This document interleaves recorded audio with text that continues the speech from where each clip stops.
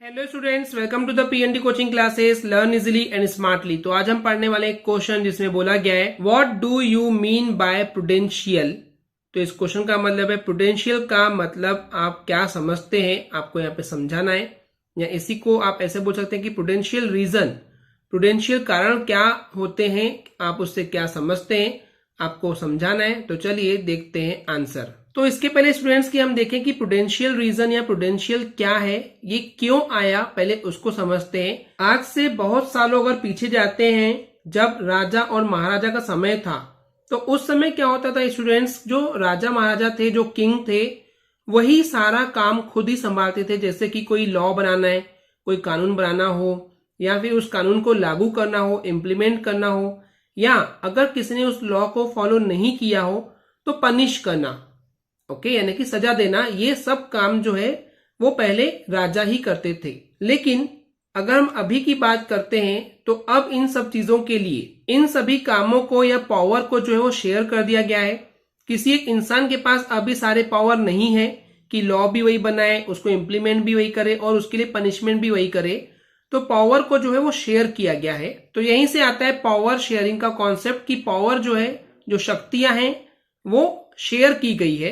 तो इस power sharing को अच्छा मानने के दो रीजन दिए गए, दो कारण दिए गए। पहला था प्रूडेंशियल रीजन एंड सेकेंड था मोरल रीजन। तो आज इस वीडियो में हम कवर करेंगे प्रूडेंशियल रीजन, यानी कि प्रूडेंशियल क्या है।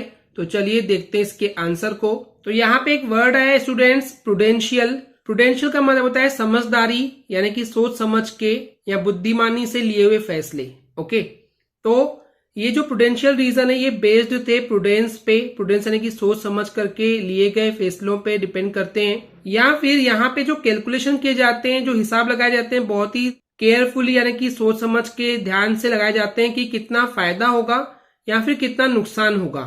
सो इन समरी स्टूडेंट्स, यहाँ पे हर वो डिसीजन जो है वो सोच समझ के लिए जाते हैं, बहुत ही हिसाब से कैलकुलेशन किए जाते हैं कि जो हम डिसीजन ले रहे हैं इसका फायदा होगा या फिर नुकसान क्या होगा। एंड अक्सर ये देखा गया है जो भी प्रूडेंशियल डिसीजन होते हैं, सोच समझ के डिसीजन लिए जाते हैं, वो अक्सर अपोजिट होते हैं। कॉन्ट्रास्ट यानी कि अपोजिट होते हैं किसके, उन डिसीजन के जो कि लिए जाते हैं मोरल कंसिडरेशन के बेस पे।